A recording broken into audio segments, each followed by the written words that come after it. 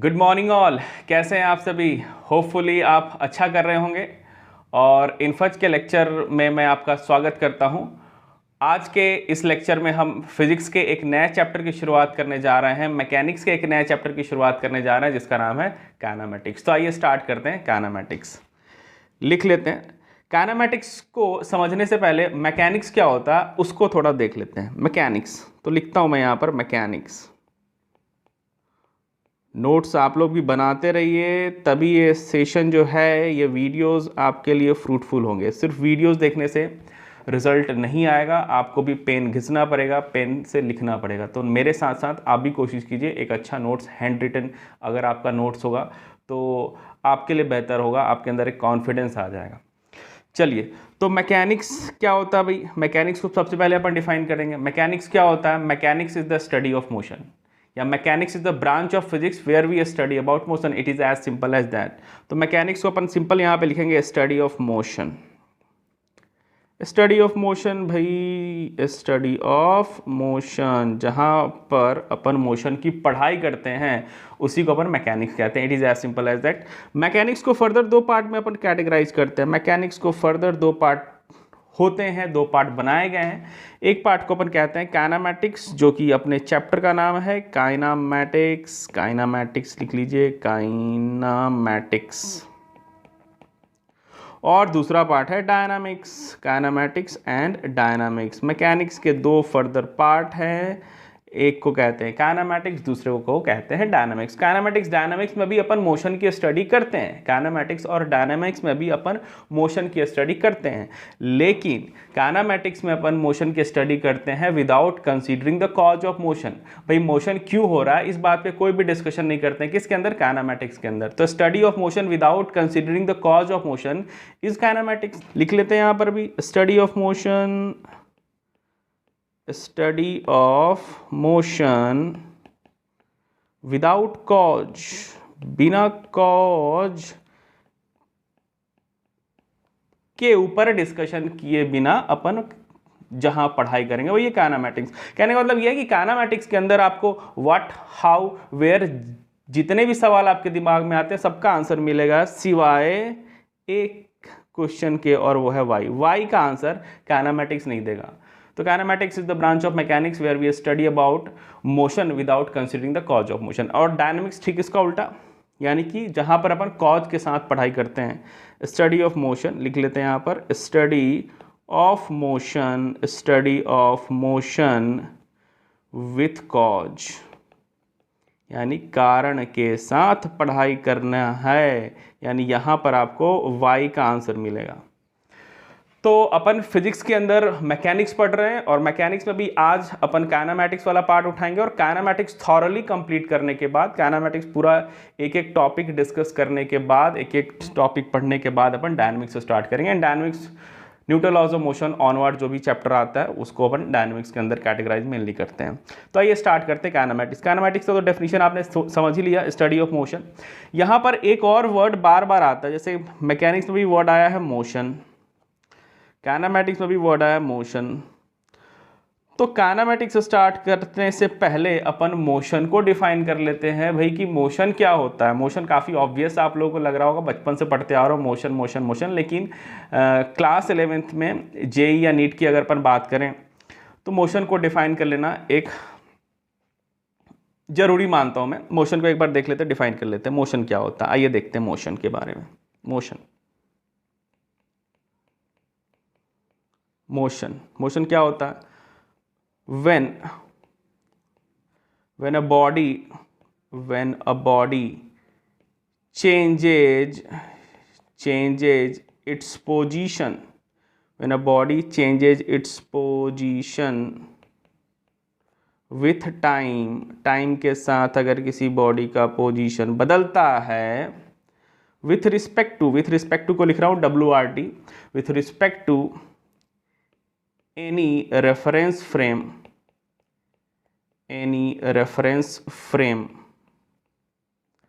then the body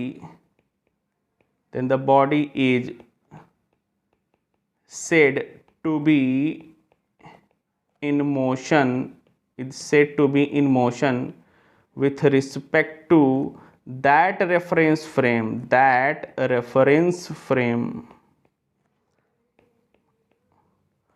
otherwise, यानी कि otherwise it is said to be in rest with respect to reference frame। तो motion को define करना जरूरी था। मोशन में देखिए बहुत सिंपल सा डेफिनेशन आपको लग रहा होगा।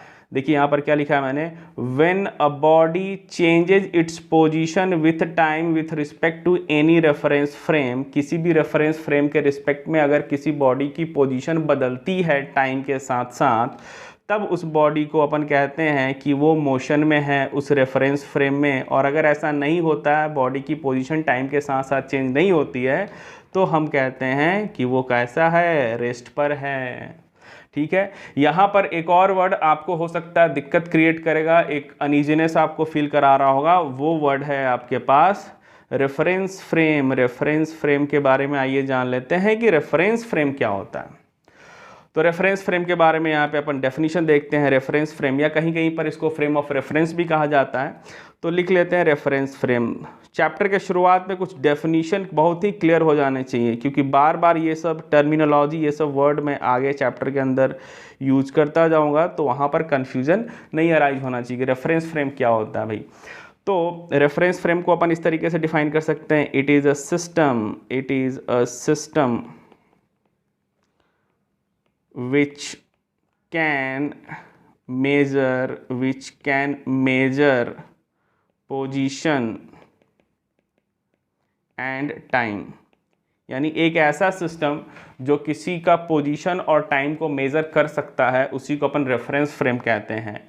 और रेफरेंस फ्रेम के पास क्या होना चाहिए? दो चीज़ें होनी चाहिए। पोजीशन मेज़र करने के लिए कोऑर्डिनेट एक्सिस का होना ज़रूरी है, और टाइम मेज़र करने के लिए क्लॉक का होना ज़रूरी है। तो ये भी चीज़ यहाँ पर अपन लिखेंगे, it must have a coordinate system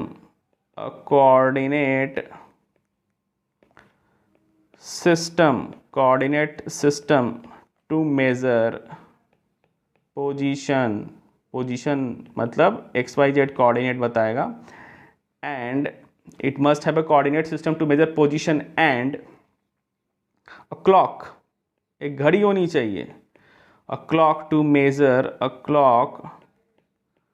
to measure time, घड़ी होनी चाहिए टाइम का। तो ये जो डेफिनेशन मैंने अभी आपको बताया रेफरेंस फ्रेम का, दिस इज कंप्लीटली मैथमेटिकल। मतलब एक ऐसा सिस्टम जो कोऑर्डिनेट सिस्टम हो, यानी कि वो पोजीशन मेजर करने लायक हो, और क्लॉक उसके पास हो जिससे वो घड़ी टाइम को मेजर कर सके, उसी को अपन रेफरेंस फ्रेम कहते हैं। यानी अगर मैं फंडामेंटली यहाँ पर लिखूँ कि अगर आपके पास coordinate axis, Cartesian coordinate axis बहुत ही पॉपुलर है, हमने देखा है बेसिक मैथ्स में, और कार्टेशियन कोऑर्डिनेट सिस्टम प्लस घड़ी अगर अपन वॉच की बात करें, तो यही मैथमेटिकली क्या कहलाता है? रेफरेंस फ्रेम कहलाता है। अब ये रेफरेंस फ्रेम तो मैथमेटिकल डेफिनेशन है, फिजिक्स अपन पढ़ रहे हैं, तो अगर फिजिक्स में अगर अपन समझे कि रेफरेंस फ्रेम क्या होता है, तो आइए उसको समझते हैं। रेफरेंस फ्रेम फिजिक्स के अंदर सिंपली कुछ और नहीं है, ऑब्जर्वर है। ऑब्जर्वर क्या? जो मोशन को ऑब्जर्व कर रहा है। तो फिजिकली जो ऑब्जर्वर है, जो मोशन को ऑब्जर्व कर रहा है, उसी को अपन रेफरेंस फ्रेम कहते हैं। तो यहाँ पर वो भी चीज़ लिख लेते हैं अपन, physically an observer is reference frame. तो फिजिक्स के अंदर जो ऑब्जर्वर किसी बॉडी के मोशन को ऑब्जर्व कर रहा है, that is called reference frame. It is as simple as that. ठीक है, रेफरेंस फ्रेम को मेंशन करना काफ़ी इंपॉर्टेंट काम है, काफ़ी ज़रूरी काम है, क्योंकि कोई बॉडी मूव कर रहा है कि नहीं कर रहा है, वो रेफरेंस फ्रेम भी डिसाइड करता है। बहुत ही सिंपल एग्जांपल अगर मैं आपको समझाऊं, तो सपोज कीजिए आप कार में बैठे हैं, ये बना लिया मैंने, कार बना लिया, और कार जो है वो चल रही है, आगे मान लेते हैं ये जा रही है वेलोसिटी v के साथ, और कार के अंदर आप बैठे हैं, और एक बंदा जो है वो कार के बाहर है। ठीक है, और कार के अंदर सपोज कीजिए एक आपके पास बॉल है, सीट पे रखा हुआ, कार के सीट पर एक बॉल रखा हुआ है। तो ये बॉल के मोशन को अगर अपन ऑब्जर्व करें, इस बॉल के मोशन को अगर अपन ऑब्जर्व करें, बॉल के मोशन को ऑब्जर्व करें, तो कार के अंदर जो बंदा बैठा है, कार के अंदर जो ऑब्जर्वर इस बॉल को देख रहा है, उसे क्या लगेगा, ये बॉल कैसा है, रेस्ट है। तो इस ऑब्जर्वर के लिए ये जो बॉल है वो रेस्ट पर है। लेकिन बाहर जो बंदा बैठा हुआ, ग्राउंड पर जो बंदा बैठा हुआ है, उसके लिए ये कैसा करेगा, मोशन करेगा। इसीलिए मोशन और रेस्ट कोई बॉडी होगा या नहीं होगा, वो रेफरेंस फ्रेम या ऑब्जर्वर पे भी डिपेंड करता है। बहुत सारे एग्जाम्पल हैं। एक एग्जाम्पल अपने अर्थ का ही है। अर्थ के बारे में आप सबको पता ही है। अगर मैं एक अर्थ बना लेता हूँ, मानिए ये आपका अर्थ हो गया, तो अर्थ की अगर अपन बात करें तो अर्थ भी क्या है, अपने एक्सिस से, अपना एक्सिस थोड़ा सा आगे टिल्टेड होता है, तो एक्सिस के अबाउट क्या होता है, अर्थ भी घूमता है। और अगर मैं यहाँ पर कोई पार्टिकल रखा हूँ, अर्थ के ऊपर कोई पार्टिकल है और दो ऑब्जर्वर की बात कर रहा हूँ, एक ग्राउंड पर और दूसरा आपके पास स्पेसशिप में बाहर बैठा हुआ है, तो ये जो पॉइंट पार्टिकल है जो कि अर्थ के ऊपर रख रखा है मैंने, अगर दोनों ऑब्जर्वर इसको ऑब्जर्व करेंगे तो कैसे दिखाई पड़ेगा, जो बंदा ग्राउंड पर है यानी कि अर्थ के ऊपर है, उसके लिए ये तो रेस्ट पे दिखाई पड़ेगा। लेकिन जो बंदा बाहर स्पेसशिप में बैठा हुआ है, सैटेलाइट्स अगर वो ऑब्जर्व करेगा समहाउ, तो उसे क्या दिखाई पड़ेगा कि अर्थ के साथ साथ ये वाला जो पार्टिकल है वो भी कैसा कर रहा है, मूव कर रहा है, मोशन में है। तो रेस्ट और मोशन का जो कॉन्सेप्ट है वो रेफरेंस फ्रेम के बिना अधूरा है। ये बात आप लोग सीख लीजिए, मान लीजिए, जान लीजिए भाई, ठीक है, क्लियर है यहाँ तक। इसीलिए मोशन के डेफिनेशन में रेफरेंस फ्रेम को इंक्लूड किया गया है, ठीक है। अच्छा, बाय डिफॉल्ट क्या होगा, बाय डिफॉल्ट अगर सवाल या लैंग्वेज से ये क्लियर नहीं है कि ऑब्जर्वर कहाँ पर है, तो अपन क्या अंडरस्टूड करेंगे कि ऑब्जर्वर हमारा अर्थ के ऊपर है, ग्राउंड के ऊपर है। तो अगर कुछ भी मेंशन नहीं है सवाल के अंदर, तो आपको मान के चलना है कि ग्राउंड पर ऑब्जर्वर है, ठीक है। तो यहाँ पर मैंने आपका काइनेमैटिक्स का इंट्रोडक्शन जो है वो कंप्लीट कर दिया, ठीक है। काइनेमैटिक्स का इंट्रोडक्शन के बाद अब अपन बात करेंगे पहले सेक्शन के अंदर। तो काइनेमैटिक्स का पहला सेक्शन अब अपन स्टार्ट करने जा रहे हैं, और पहले सेक्शन में अपन कुछ बेसिक डेफिनेशन के ऊपर डिस्कशन करेंगे, और उन बेसिक डेफिनेशन, उन बेसिक टर्मिनोलॉजी के रिस्पेक्ट में सारी की सारी काइनेमैटिक्स पढ़ी जाएगी। तो चलिए स्टार्ट करते हैं आपका पहला सेक्शन, किसका, काइनेमैटिक्स का। बेसिक डेफिनेशन है, कुछ 8-9 डेफिनेशन है जहाँ तक मुझे याद आ रहा है, और उस डेफिनेशन को अपन एक एक करके समझेंगे। तो पहला मैं स्टार्ट कर रहा हूँ यहाँ पर बेसिक डेफिनेशन या बेसिक फिजिकल क्वांटिटीज़ के बारे में अपन बात करेंगे। बेसिक डेफिनेशन, तो मोशन मैकेनिक्स या काइनेमैटिक्स की बात करें तो उसको समझने से पहले अपने को कुछ बेसिक डेफिनेशन समझ लेना पड़ेगा। हालांकि ये बेसिक डेफिनेशन आपको बहुत ही आसान सा दिखने में लग सकता है क्योंकि पहले से पढ़ते आ रहे हो, लेकिन डेफिनेशन को आप एकदम टू द पॉइंट अच्छे से समझ लीजिए, क्योंकि ये चीज़ लगती आसान है लेकिन कभी कभी सवाल आते हैं तो बच्चे बहुत ही कंफ्यूज्ड हो जाते हैं। चलिए, बेसिक डेफिनेशन को समझाने के लिए मैं क्या करता हूँ, अपन एक फिजिकल सिचुएशन कंसीडर करते हैं। फिजिकल सिचुएशन क्या है, आपके पास एक कोऑर्डिनेट एक्सिस ले लिया भाई, बना लेते हैं अपन एक coordinate axis, x axis, y axis and z axis. ये रहा एक्स एक्सिस, ये रहा वाई एक्सिस और ये रहा जेड एक्सिस, ठीक है। और एक पार्टिकल है आपका, एक पार्टिकल जो है वो समहाउ कहीं से भी मूव करता हुआ आ रहा है, और ये पॉइंट ए पर वो पहुंचता है किसी भी टाइम टी पर, पीछे से मूव करता हुआ आ रहा है, और फिर वो इस पाथ को कंसीडर लेता हुआ, इस पाथ को फॉलो करता हुआ वो पॉइंट बी को पहुंच जाता है। पॉइंट बी को पहुंचने में जो टाइम लग गया वो टी प्लस डेल्टा टी, यानी टाइम तो लग गया ए से बी ट्रेवल करने में डेल्टा टी सेकेंड, लेकिन टाइम की बात करूं तो ओवरऑल टाइम कितना हो गया, टी प्लस डेल्टा टी। तो पार्टिकल ए पर पहुंचा, कहीं और से मूव करता हुआ आ रहा है, ए पर पहुंचा टाइम टी सेकेंड पर, और फिर ए से बी इस कर्व पाथ को फॉलो करता हुआ T plus delta T time पर वो कहां पर पहुंच जाता है, बी वाले पॉइंट पर, ठीक है। यहां तक समझ में आ गया। ये है फिजिकल सिचुएशन अपने पास, और इस मोशन के करस्पॉन्डिंग अपन 8 से लेकर 9 तक फिजिकल क्वांटिटीज एक एक करके समझाने जा रहा हूं मैं आपको। चलिए, तो पहले अपन बात करते हैं। सबसे पहले अगर अपन बात करें तो सबसे पहला जो आपके पास फिजिकल क्वांटिटी जान लेने चाहिए वो है आपके पास पोजीशन वेक्टर। नाम ही सजेस्ट कर रहा है, पोजीशन वेक्टर। एक ऐसा वेक्टर, समझा देता हूं मैं, पोजीशन वेक्टर क्या होता है, एक ऐसा वेक्टर जो किसी पार्टिकल के पोजीशन को बतलाए। अब एक वेक्टर किसी पार्टिकल के पोजीशन को कैसे बतलाएगा? पोजीशन वेक्टर का जो टेल होता है, टेल और हेड की जो अपन बात करते हैं वेक्टर के कॉरस्पॉन्डिंग वेक्टर के रिप्रेजेंटेशन में हमने देख रखा है, जो पोजीशन वेक्टर का जो टेल होता है वो कहाँ पर होगा? आपके पास ऑरिजिन पर होगा। और पोजीशन वेक्टर का जो हेड होगा वो कहाँ पर होगा? जहाँ पर वो पॉइंट है, जहाँ पर वो पार्टिकल है जिसके पोजीशन को अपने को बतलाना है।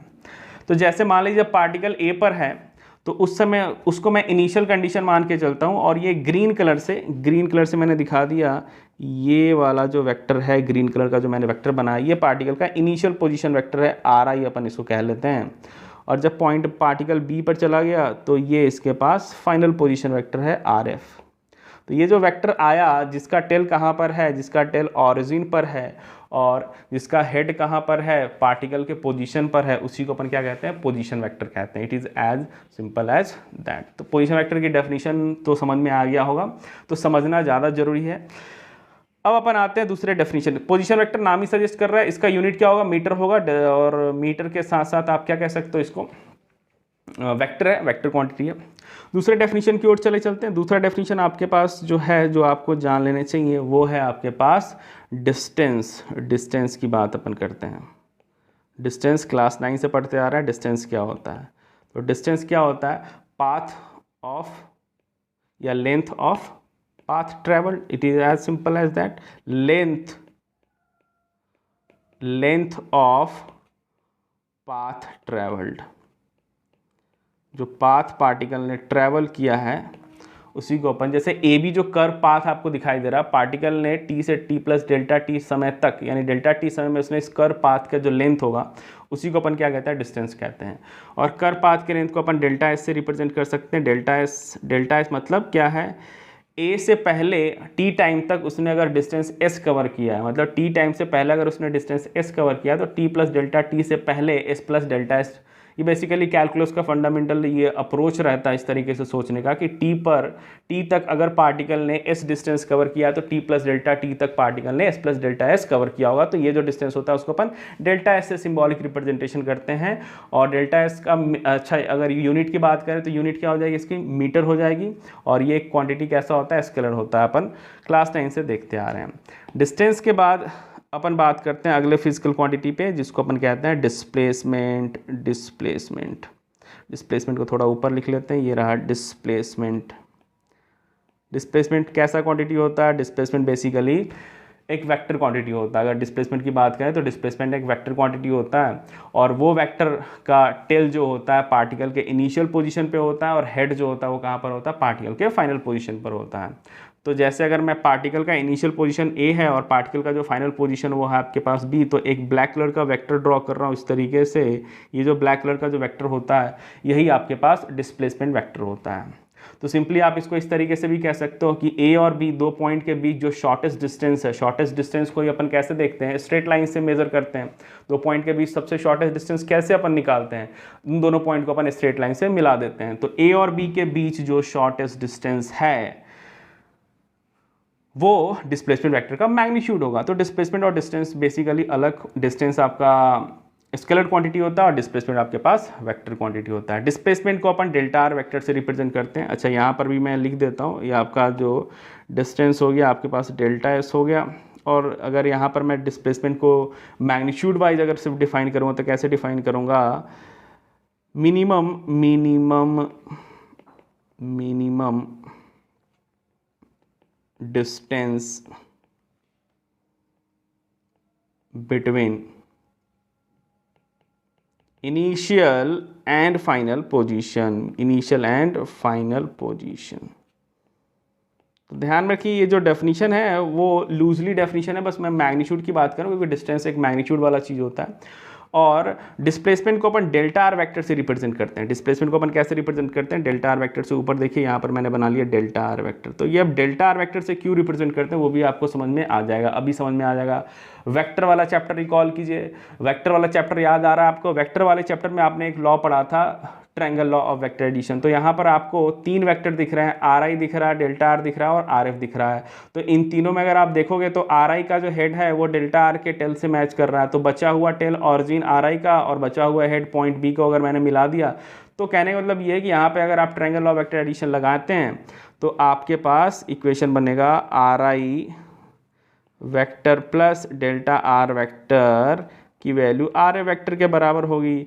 और इसी को अगर अपन रीअरेंज कर देते हैं तो आर एफ माइनस आर आई जो वेक्टर होता है यही आपके पास डेल्टा आर वेक्टर होता है। और डेल्टा आर वेक्टर कहने का मतलब ये क्या है, चेंज इन पोजीशन वेक्टर। और इसी के लिए मैं डिस्प्लेसमेंट वेक्टर को डेल्टा आर से पहले ही सिंबॉलिक रिप्रेजेंटेशन दे चुका था। तो ये आपके पास एक इम्पॉर्टेंट इन्फॉर्मेशन है, इसको ध्यान में रखिएगा। ऊपर कर लेता हूँ मैं, ये एक इम्पॉर्टेंट इन्फॉर्मेशन है कि भाई जो डिस्प्लेसमेंट वेक्टर होता है वो बेसिकली कुछ और नहीं होता, final position vector minus initial position vector, ठीक है। और डिस्प्लेसमेंट वेक्टर को फिजिकली आप देख पा रहे हो कि इसकी डायरेक्शन किधर होगी, मैग्नीट्यूड आपको निकालने आता है। पोजीशन हो गया, डिस्टेंस हो गया, डिस्प्लेसमेंट हो गया, वेक्टर क्वांटिटी है, ये सब आपको पता है। 4th नंबर पे चले आते हैं। अगला फिजिकल क्वांटिटी के बारे में अपन डिस्कशन करेंगे। अगला फिजिकल क्वांटिटी है वो है आपके पास average speed. Average speed, average speed. अब एवरेज स्पीड के अगर अपन सिंपली मैथमेटिकली फटाफट डिफाइन कर दें तो सिंबॉलिक रिप्रेजेंटेशन एवरेज स्पीड का अपन वी एवरेज लिखते हैं। और ये क्या होता है, total distance upon total time taken. Simple definition है, total distance upon total time taken to cover that distance. Total time taken, total distance upon total time taken. और टोटल डिस्टेंस यहाँ पर कितना हो गया भाई, टोटल डिस्टेंस अभी हमने देखा ऊपर वाले फिजिकल सिचुएशन के करस्पॉन्ड कितना हो गया, डेल्टा एस, और टाइम कितना हो गया, डेल्टा टी हो गया। यूनिट की बात करेंगे, एसआई यूनिट क्या हो जाएगा, अगर अपन एसआई यूनिट की बात करेंगे, एसआई यूनिट कितना होगा, एसआई यूनिट ऊपर मीटर होगा, distance divided by time second हो गया। और इसके अलावा स्केलर क्वांटिटी है क्योंकि ऊपर भी आपके पास डिस्टेंस स्केलर और नीचे भी टाइम है स्केलर, तो ये क्वांटिटी स्केलर होने वाला है। ये समझ में आ गया सबको, ठीक है, होपफुली आपको समझ में आ रहा है। चलिए अगले पॉइंट पे आते हैं। अगला जो फिजिकल क्वांटिटी का डेफिनेशन आपको जो समझना है वो है आपके पास इंस्टेंटेनियस स्पीड। देखिए एवरेज जो होता है ना, एवरेज हमेशा एक इंटरवल में डिफाइंड होता है। एवरेज जो होता है हमेशा एक इंटरवल में डिफाइंड होता है, लेकिन इंस्टेंटेनियस जो होता है अपन एवरेज से ही कैसे कैलकुलेट करते हैं। डिफरेंशिएशन वाला चैप्टर रिकॉल कीजिए। डिफरेंशिएशन वाले चैप्टर में अगर आपको याद होगा, जब आपको डिफरेंशिएशन पढ़ाया जा रहा था तो वहाँ पर सबसे पहले अपन एवरेज रेट ऑफ चेंज की बात कर रहे थे। क्या किस चीज़ पे ऊपर अपन बात कर रहे थे, एवरेज रेट ऑफ चेंज के ऊपर बात कर रहे थे। और एवरेज रेट में अगर हमने टाइम इंटरवल को टेंड्स टू 0 कर दिया था, यानी 2 इंटरवल थे आपके पास, टाइम के 2 इंटरवल थे, सॉरी एक ही इंटरवल था, 2 इंस्टेंट थे, और दोनों इंटरवल को एक पॉइंट पे अपन कन्वर्ज कर रहे थे। दोनों पॉइंट को अपन एक पॉइंट पे कन्वर्ज कर रहे थे, तो एवरेज इंस्टेंटेनियस बदल रहा था। कैलकुलस डिफरेंशिएशन को याद रखिए। उसी तरीके से एवरेज स्पीड से इंस्टेंटेनियस स्पीड भी अपन डिफाइन कर सकते हैं। तो इंस्टेंटेनियस स्पीड अपन कैसे डिफाइन करेंगे, देखिए इंस्टेंटेनियस के लिए सिंपल सिंबॉलिक रिप्रेजेंटेशन सिर्फ वी से अपन रिप्रेजेंट करते हैं, कोई एवरेज वगैरह यहाँ पे नहीं लिखते हैं। और इसकी डेफिनेशन अपन इस तरीके से देख सकते हैं, limit delta t tends to 0, ऊपर कर लेते हैं, limit delta t tends to 0 delta s upon delta t. तो ये जो क्वांटिटी आया delta s upon delta t, और यही अगर आपको डिफरेंशिएशन अगर याद हो रहा होगा तो ये डिफरेंशिएशन का ही बेसिकली डिफरेंशिएशन है, D S upon D T. D S क्या है, इन्फाइनेटिसमली स्मॉल, बहुत ही छोटा, इतना छोटा लेकिन 0 नहीं, D S divided by D T, यही आपके पास क्या है, इंस्टेंटेनियस स्पीड है। तो यहाँ पे आप देख सकते हो एवरेज हमेशा एक टाइम इंटरवल में डिफाइन होता है, और इंस्टेंटेनियस क्या होता है, उस दोनों इंस्टेंट को अपन एक इंस्टेंट में कन्वर्ज कर देते हैं, यानी एवरेज में टाइम इंटरवल को 0 के बराबर कर देते हैं। एवरेज एक इंटरवल में डिफाइन होता है, इंस्टेंटेनियस एक पॉइंट ऑफ टाइम पे डिफाइन होता है। और एवरेज स्पीड को लैंग्वेज के फॉर्म में अगर आप डिफाइन करेंगे तो किस तरीके से डिफाइन कर सकते हैं, it is rate of change of distance cover. और average rate of change of distance cover को एवरेज स्पीड बोल देंगे अपन, और instantaneous rate of change of distance covered को अपन क्या बोल देते हैं, इंस्टेंटेनियस स्पीड बोल देते हैं। यूनिट के बारे में भी आपको पता है, यूनिट फिर से अपन अगर लिखना चाहें, ऐसा यूनिट की वैल्यू कितनी हो जाएगी, मीटर पर सेकेंड। और ये भी क्वांटिटी कैसा है, स्केलर है भाई। तो यहाँ पे आपका पांचवा फिजिकल क्वांटिटी हो गया है कंप्लीट। अब आते हैं अपन छठे फिजिकल क्वांटिटी के ऊपर। सिक्स्थ फिजिकल क्वांटिटी क्या है? अगला फिजिकल क्वांटिटी जिसके ऊपर अपन बात करने वाले हैं वो है आपके पास वेलोसिटी। तो सबसे पहले अपन डिफाइन करेंगे एवरेज वेलोसिटी। ये सब डेफिनेशन बता रहा हूँ, और डेफिनेशन का कोई भी मैथमेटिकल प्रूफ नहीं होता। लॉज के, प्रिंसिपल के, डेफिनेशन का कोई भी मैथमेटिकल प्रूफ नहीं होता। थियरम्स के, एक्सियोम्स के, इन सब के मैथमेटिकल प्रूफ होते हैं, और जहाँ जहाँ प्रूफ होगा वो मैं आपको टाइम टू टाइम समझाता रहूँगा। लेकिन ये दीज आर ऑल डेफिनेशन, इसलिए मैंने पहले ही बता दिया था कि दीज आर बेसिक डेफिनेशन जो कि अपने को पता होना चाहिए। तो ये एवरेज वेलोसिटी को अपन डिफाइन करने वाले हैं। एवरेज वेलोसिटी एक वेक्टर क्वांटिटी होता है, तो अपन वी एवरेज ही लिखते हैं, लेकिन उसके ऊपर एक एरो बना देते हैं। और डेफिनेशन देखिए ये क्या है, एवरेज स्पीड क्या था, total distance upon total time. तो ये आपके पास आ जाएगा total displacement, total displacement upon total time taken to cover that displacement. Total time taken आप लिख सकते हो।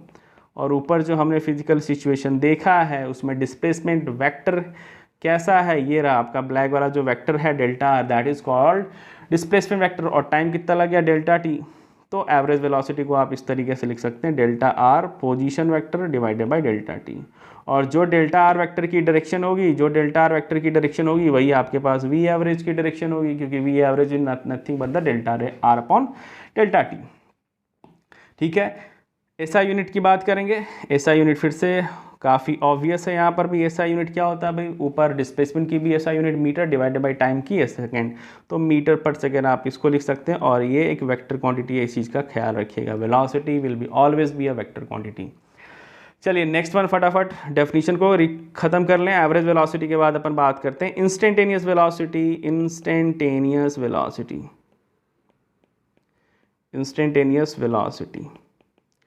अब instantaneous velocity just like average speed से जिस तरीके से अपन इंस्टेंटेनियस स्पीड पे हैं, उसी तरीके से इंस्टेंटेनियस वेलोसिटी को अपन सिंपली वी के ऊपर एरो से सिंबॉलिक रिप्रेजेंटेशन करते हैं।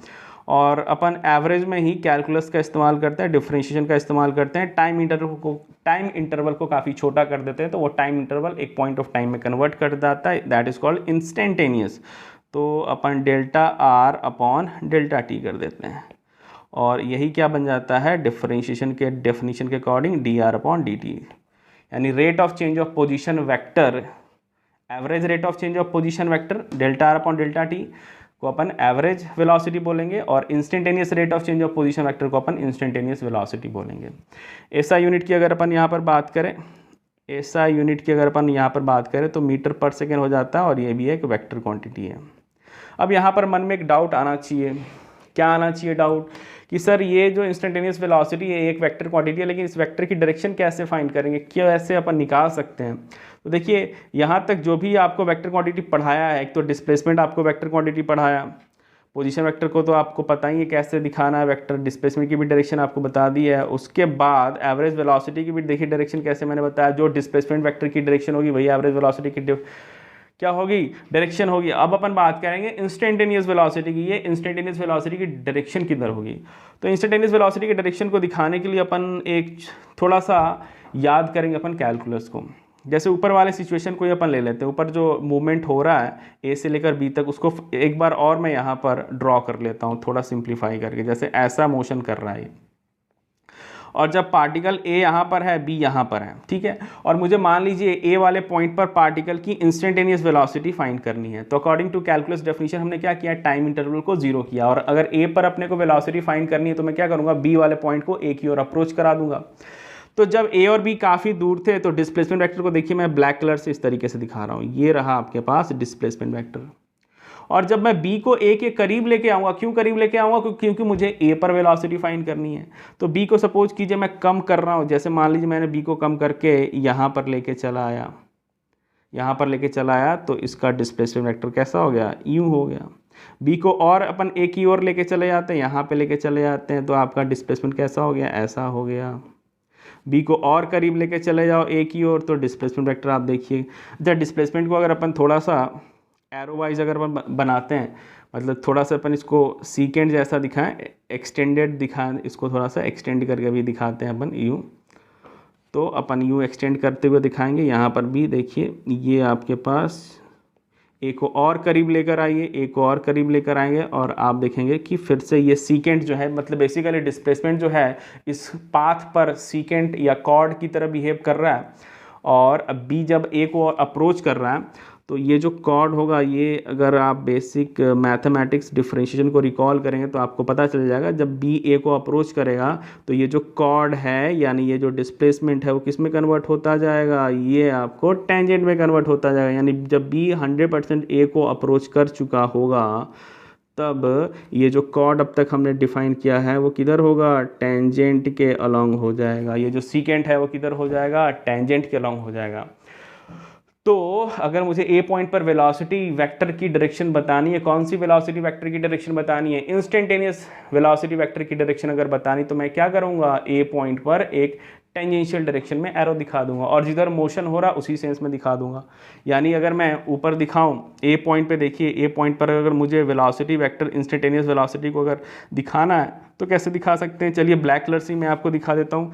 यहाँ पर जो टेंजेंट अपन ड्रॉ करेंगे और इसको अपन लिख लेते हैं इनिशियल वेलोसिटी वेक्टर, और यहाँ पर भी अगर अपन टेंजेंट को ड्रॉ कर लेते हैं तो इसको अपन लिख सकते हैं V F velocity final velocity vector. तो टेंजेंट के अलोंग आपके पास इंस्टेंटेनियस वेलोसिटी होता है। चलिए इस चीज़ को अपन रफ कर देते हैं, हटा देते हैं, आपको होपफुली समझ में आ गया होगा। बेसिक कैलकुलस है, एवरेज से इंस्टेंटेनियस कैसे अपन निकालते हैं। अब दो और फिजिकल क्वांटिटी बच गए हैं, आइए उसको एक एक करके समझ लेते हैं। वेलोसिटी के बाद अपन बात करेंगे एक्सेलरेशन के ऊपर। तो सबसे पहले अपन बात करेंगे average acceleration, average acceleration.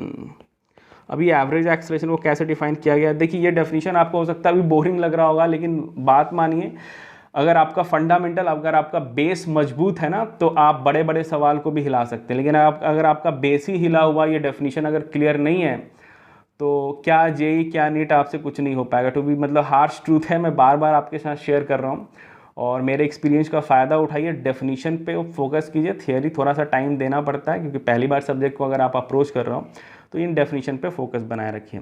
Average acceleration क्या होता है, एवरेज एक्सेलरेशन एक वेक्टर क्वांटिटी है, उसको अपन किस तरीके से डिफाइन करते हैं, इसको अपन डिफाइन करते हैं change in velocity, change in velocity. Average हमेशा, मैं बार बार कह रहा हूँ, एवरेज और instantaneous, average instantaneous, average instantaneous. Average जो होता है हमेशा एक इंटरवल में डिफाइन होता है और इंस्टेंटेनियस हमेशा एक पॉइंट ऑफ टाइम, एक इंस्टेंट पर डिफाइन होता है। तो यहाँ पर भी एवरेज एक्सेलरेशन है, तो जिस दो पॉइंट के बीच जिस इंटरवल में अपने को एवरेज पूछा जाएगा, वहाँ उस इंटरवल में जो वेलोसिटी में जो चेंज आया, change in velocity, change in velocity divided by time taken, उस वेलोसिटी को चेंज होने में कितना समय लग गया। जैसे ऊपर वाला अपन अगर आप एग्जांपल लें तो वी एफ फाइनल वेलोसिटी था बी पॉइंट पे पार्टिकल का, और वी आई इनिशियल वेलोसिटी था पार्टिकल का ए पॉइंट पे, और टाइम कितना लग गया डेल्टा टी। और इसको फटाफट अगर अपन सॉरी सिंबॉलिक रिप्रेजेंटेशन वाइज देख लें तो वी एफ माइनस वी आई को अपन क्या लिख सकते हैं, डेल्टा वी वेक्टर लिख सकते हैं, change in velocity upon delta T vector. ठीक है, तो ये जो एवरेज एक्सेलरेशन आया, इस एवरेज एक्सेलरेशन की फिर अगर अपन ऐसा यूनिट की बात करें, ऐसा यूनिट कितना हो जाएगा, ऊपर में आपके पास वेलोसिटी है दैट इज मीटर पर सेकेंड और डिवाइडेड बाई टाइम है, तो उसको भी अपन सेकेंड में लिखेंगे। तो कैसे लिखेंगे, मीटर पर सेकेंड डिवाइडेड बाई सेकेंड, यानी कि मीटर पर सेकेंड स्क्वायर हो गया। और ये एक वेक्टर क्वांटिटी आपको दिख रहा है, वेक्टर क्वांटिटी जिधर डेल्टा वी की डायरेक्शन होगी उधर ही एवरेज एक्सेलरेशन की डायरेक्शन होगी, और वी की जो डायरेक्शन होती है वो टेंजेंशियल होती है।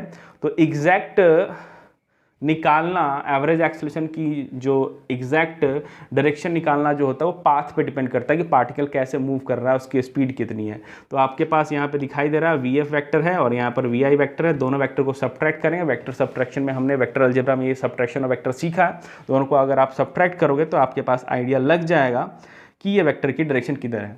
अभी अपन डायरेक्टली नहीं बोल सकते कि इधर होगी उधर होगी, जैसे वेलोसिटी की डायरेक्शन मैंने बता दिया था कि हमेशा टेंजेंशियल होगी, लेकिन इसके लिए अपन नहीं बता पा रहेंगे, नहीं बताएंगे क्योंकि वो एक्चुअल फिजिकल सिचुएशन के ऊपर डिपेंड करता है। 8 और अब आते हैं अपन लास्ट फिजिकल क्वांटिटी है, वो है आपके पास एवरेज एक्सेलरेशन के बाद आता है instantaneous acceleration, instantaneous acceleration, instantaneous acceleration. Instantaneous acceleration को अपन कैसे डिफाइन करेंगे, सिंपली एक्सेलरेशन के ऊपर एरो दे देंगे और वही एज यूजुअल अभी तक जो अपन काम करते आ रहे हैं, यानी कि हमने एवरेज में टाइम इंटरवल को छोटा कर लिया है। तो एवरेज में अगर अपन टाइम इंटरवल को काफ़ी छोटा कर लेते हैं, limit delta t tends to 0, तो ये आपके पास आ जाता है डेल्टा वी, यानी कि एवरेज में ही हमने टाइम इंटरवल को काफ़ी छोटा कर दिया। तो ये क्या बन जाएगा, D V upon D T, यानी rate of change of velocity is called instantaneous acceleration, that is instantaneous rate of change of velocity is called instantaneous acceleration and average rate of change of velocity is called average acceleration। और delta we की जिस तरीके से direction final velocity minus initial velocity करके अपन निकाल रहे थे, तो जो डी वी वैक्टर आता है ना, डी वी वैक्टर की भी जो डायरेक्शन होती है जस्ट लाइक एवरेज एक्सेलरेशन, ये भी एग्जैक्ट फिजिकल सिचुएशन पे डिपेंड करेगा। और अभी अगर मैं चाह के भी बताना चाहूँगा तो थोड़ा सा अर्ली हो जाएगा, जैसे जैसे अपन जैसे सर्कुलर मोशन जब अपन चैप्टर पढ़ेंगे तो डीवी वेक्टर की जो डायरेक्शन होगी वो भी कैसे निकालते हैं ना एक सर्कुलर मोशन के अंदर, वो मैं आपको वहाँ पे समझाऊंगा। फॉर द टाइमिंग अभी आप ये मान के चलिए कि डेल्टा वी या डीवी जो होता है वो एग्जैक्ट पाथ पे डिपेंड करेगा, एग्जैक्ट मोशन कैसा हो रहा है उस पर डिपेंड करेगा, ठीक है। और यूनिट की बात करें, एसआई यूनिट एवरेज एक्सेलरेशन जैसा ही होगा। एसआई यूनिट कितना लिख लोगे आप, मीटर पर सेकेंड स्क्वायर, और ये भी एक वेक्टर क्वांटिटी होगा। तो यहाँ पर हमने 9 फिजिकल क्वांटिटीज़ को पढ़ लिया है, और अब इस 9 फिजिकल क्वांटिटी से रिलेटेड हमने अभी डेफिनेशन से पढ़ा है, इससे रिलेटेड कुछ कंफ्यूजिंग पॉइंट्स होते हैं, कुछ की पॉइंट्स होते हैं, कुछ इंपॉर्टेंट पॉइंट्स होते हैं जिसको अपन अगले क्लास के अंदर, अगले लेक्चर के अंदर देखेंगे। कुछ की पॉइंट्स है 6 to 7 कुछ की पॉइंट्स हैं जहाँ तक मुझे याद आ रहा है, उस 6 to 7 पॉइंट को अपन लिख लेंगे, और उसके बाद अपन उस पर बेस्ड जो भी अभी थियोरी पढ़ा है हमने उस पर बेस्ड कुछ न्यूमेरिकल भी है डिज़ाइन किया मैंने, उस न्यूमेरिकल को भी अपन नेक्स्ट क्लास के अंदर प्रैक्टिस कर लेंगे। तो फिलहाल आज इतना ही रहने देते हैं, मिलते हैं अपन नेक्स्ट क्लास के अंदर, ठीक है। चलिए, तो मेरे तरफ से आप सभी को बेस्ट ऑफ लक है, आप लोग पढ़ते रहिए, मस्त रहिए, खुश रहिए। चलिए।